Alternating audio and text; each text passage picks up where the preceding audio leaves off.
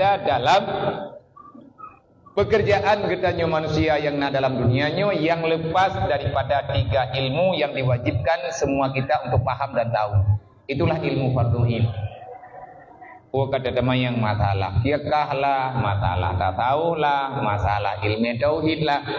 Sebab barangkah tajak, barangkah puat apa buat, barangkah puat je tak pegah, nyol heboh ilmunya, sah ngenhan, tetap na aturan dalam ilmu. Yang baik tak pegah, hana buat yang hana ruh dalam Quran, nyan kapungo urung pegah. Nyan nyebungo. Kena dia urung kut, ai baik kayak meme ayat kena, beu-beu kali ayat. Beu-beu kali kayak baca hadis kena. Nyobut yang kamu buatnya hanya urusan dengan Quran. Kui pegah, mai ni bahasa Aceh. Ya ke? Kan kata ya. Ni bahasa kampung kamnai ke? Bukan pegah ma ke? Makna ji. Baik ka pegahnya, ka pegah mama ke mentek. Nya habau di kampung.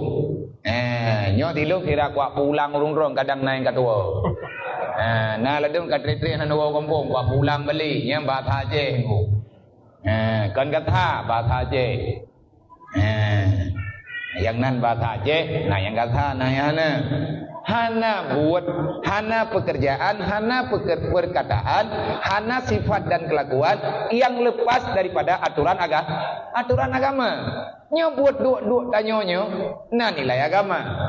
Baca yang tanya pakai, nah nilai agama. Apapun tidak pernah keluar daripada konteks uswatun hasanah yang naba Rasulillah.